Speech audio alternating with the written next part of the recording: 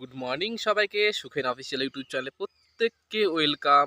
তো দেখো তোমরা যে সকালবেলা করে এসছি, তো আমার যে শস্যের ফুল মানে যে সর্ষে গাছ লাগিয়েছিলাম, ঠিক আছে, দেখো কত ঘন হয়ে গেছে এখন, দেখতে পাচ্ছ? প্রচণ্ড হারে রোদ, ঠিক আছে, রোদের মধ্যে এই ভিডিওটা শ্যুট করছি এই কারণে। তো তোমাদেরকে আমি এইটা বলার জন্যই আসলাম যে তোমাদের জাস্ট সাপোর্ট চাই আর ভালোবাসা চাই। সেই হয়েছে চাটনিটা। তেঁতুলের দাওনি তো? না, তেঁতুল দিইনি। তেঁতুল খাওয়ার বারণ আছে। এই যে এই পালার চাটনি, খুব সুন্দর হয়েছে চাটনিটা।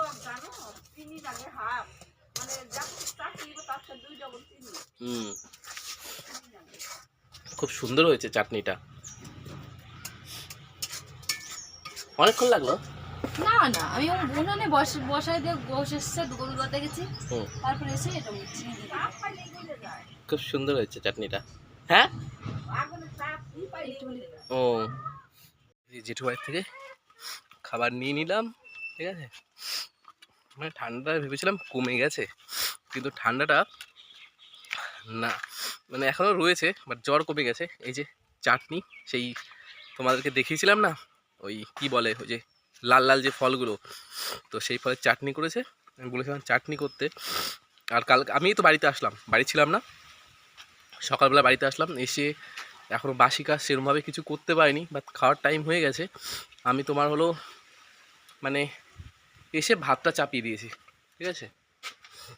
এই যে এসে কোনো রকম ভাতটা ফুটিয়ে নিয়েছি, ঠিক আছে। আর এই যে যেটা তরকারি নিয়ে আসলাম, ডাল, চচ্চড়ি আর ওই লাল ফলের চাটনি, ঠিক আছে। তো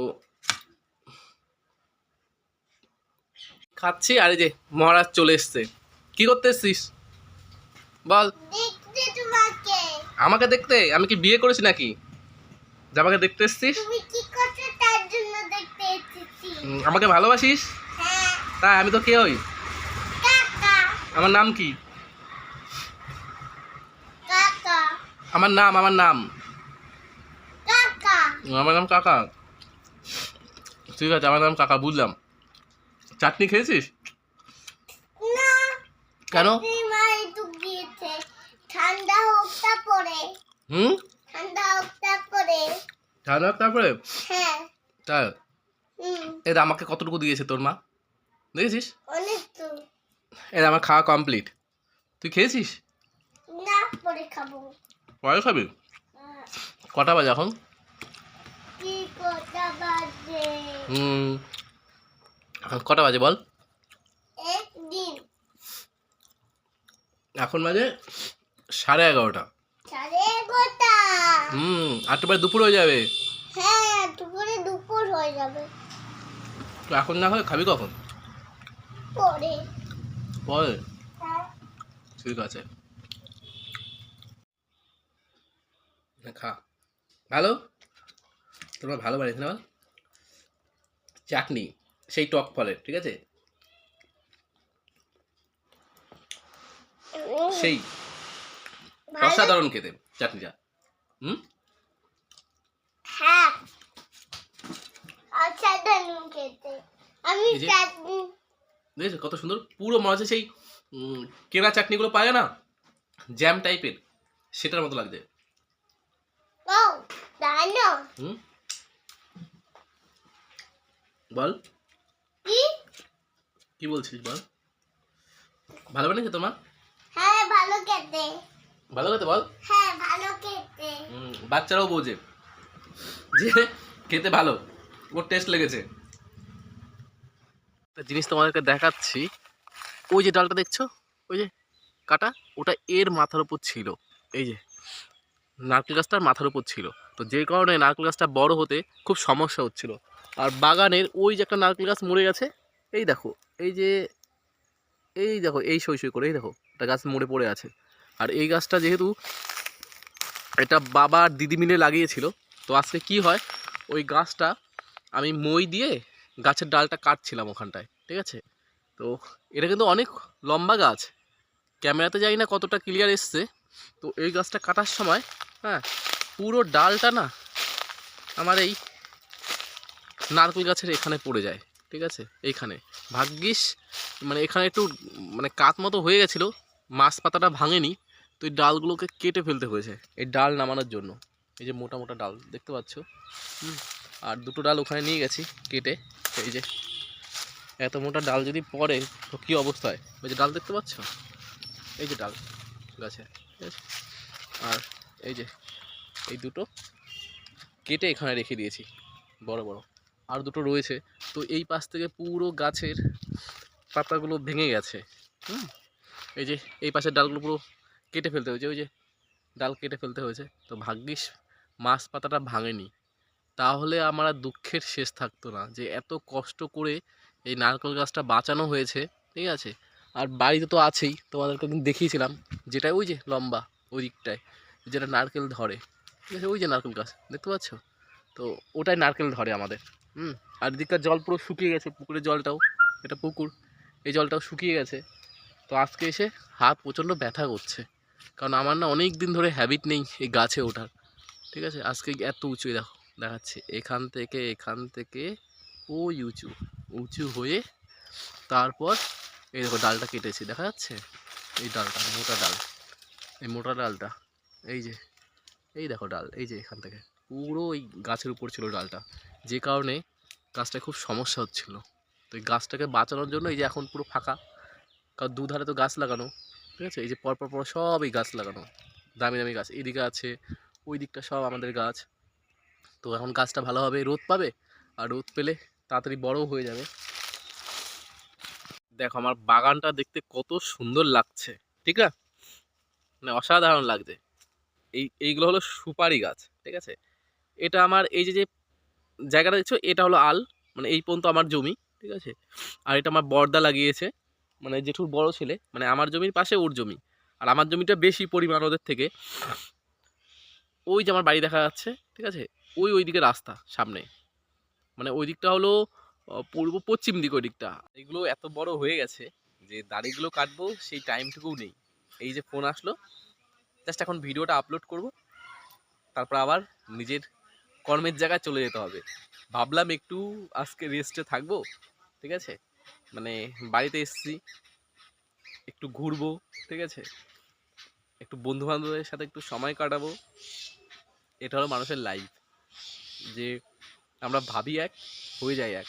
মানে আমি এটা আজকে মনে মনে এই বদমাশিটা ভেবেছিলাম যে আজকের ফোনটাকে ফ্লাইট মুড করে রাখবো, যেহেতু ওয়াইফাই আছে বাড়িতে, ওয়াইফাইটা কানেক্ট করে ফ্লাইট মুড করে দেবো, ফোন আসবে না, আরামসে বাড়িতে পুরো একেবারে সময় কাটাবো। মানে হাসছি তোমাদের সামনে, হেসে কথা বলছি, কিন্তু বুকে যা ফেটে যাচ্ছে, যেদিকে ঠান্ডা, এখন আমার বেরোতে হবে, ঠিক আছে। এটা হলো একটা, যারা সোশ্যাল ওয়ার্কার, ঠিক আছে, তাদের লাইফ হয়, যে কত কিছু আমাদেরকে ত্যাগ স্বীকার করতে হয়, যে অন্যের জন্য। মানুষ যখন প্রবলেমে পড়ে না, সে রাত 12টা কি 1টা কি সেটা আমরা দেখি না, যে নিজে কি পরিস্থিতিতে আছি সেটা দেখি না। তারপরে আমার ভাগ্নির, তোমাদেরকে আমি বলেছিলাম প্রত্যেককে, যে আমার ভাগ্নির যে জন্মদিনটা তখন কোনোরকমভাবে করা হয়েছিল, কারণ জামাইবাবু ছুটিতে বাড়িতে আসতে পারেনি। আর দিদিরা জামাইয়ের মধ্যে খুব, মানে ওদের আন্ডারস্ট্যান্ডিংটা খুব সুন্দর। ও কখনো আমার জামাইবাবুকে প্রেশার করে না, বা আমার জামাইবাবু দিদিকে কোনো ব্যাপারে প্রেশার করে না, ঠিক আছে। তো দিদি বলেছে ঠিক আছে, তুমি ছুটিতে আসতে পারছো না, পরে আসো, 20 দিন পরে করা হবে, ঠিক আছে। এক্ষুনি করতে হবে এর কোনো মানে নেই, যে তোমার আগে ডিউটিটা আগে, কারণ সে তার যদি সুস্থভাবে টেনশন ফ্রিতে যদি সে ডিউটি করতে পারে, তার শরীর যদি সুস্থ থাকে, যেটা তো আমার দিদিরও ভালো না, তার যেহেতু হাজবেন্ড, ঠিক আছে। তো সেই কারণে এই রবিবার, এই রবিবারই দিদি হয়তো বললো যে ভাগ্নির বড় সড়ো করে ওখানে আবার জন্মদিনটা পালন করা হচ্ছে, মানে যেই খাওয়াটা বাকি ছিল, ঠিক আছে, তো সেটা খাওয়াবে, তারপর হয়তো আমার বাড়িতে আসবে। আমার বাড়িতে তো আসবেই, ঠিক আছে। তো আমাকে যেতে হবে, আমার জেঠিমাকে নিয়ে যেতে হবে। তো সেই দিন আমাদের একটা কাজ পড়ে গেছে, ঠিক আছে, যে কৃষ্ণনগর আমি বলেছিলাম যে কিছু বাচ্চাকে, 50-60 জন বাচ্চাকে আমি খাওয়াবো, যেটা আমার জন্মদিনের খাবার, আমার একটা প্রোগ্রাম ছিল, ঠিক আছে। তো সেটা তো আর করা হয়নি কাজের ব্যস্ততার কারণে। তো সেটা আমি একজনকে দায়িত্ব দিয়েছি, যে তোমরা যারা আমার ইউটিউবে যারা আছো তারা ওনাকে চিনবেন না, ঠিক আছে, যারা আমার ফেসবুকে আছে তারা চিনবে ওনাকে। তো উনি হলো আমাদের মণিমা, কৃষ্ণনগরের একজন খুব নামি দামি একজন মানুষ, ঠিক ঠিক আছে। তো ওই মণিমাকে আমি দায়িত্ব দিয়েছি যে আমার এই প্রোগ্রামটাকে সব কিছু রেডি করে দেওয়ার জন্য। তো মণিমা প্রচণ্ড ব্যস্ত মানুষ, তার মাঝখান থেকেও যে উনি এরকম একটা আমার জন্য মানে কাজ করছেন, সেটা অসংখ্য ধন্যবাদ। ঠিক আছে। তো ব্যাপারটা এবার বলে নিই। আমি যখন হাসপাতালে ভর্তি ছিলাম আজ থেকে 3-4 মাস আগে, ঠিক আছে, তখন ওই বিপদের টাইমটা, ঠিক আছে, যেই টাইমটা পুরো শত্রু আমাকে গ্রাস করে নিয়েছিল, তো সেই টাইমটা কিন্তু এই মণিমাই কিন্তু আমাকে হাসপাতালে গেছিল সেখান থেকে রক্ষা করতে, আমার কি খাচ্ছি না খাচ্ছি চিকিৎসা ব্যবস্থা, কারণ উনি ওখানকার সমস্ত সিস্টারদের পর্যন্ত হেড। ঠিক আছে। তো তারপর তার এর থেকে বেশি পরিচয় দিলাম না। তো সেই মণিমা সেই টাইমটা আমার পাশে দাঁড়িয়েছিল। তো সেই টাইমে তার সাথে আমার পরিচয়। তো সেই মণিমার সাথে আবারও একটি প্রোগ্রামে থাকবো, যেটা আমার নিজস্ব প্রোগ্রাম। তো মণিমাকে টাকা পয়সা সমস্ত কিছু আমি অনলাইন পাঠিয়ে দিয়েছি।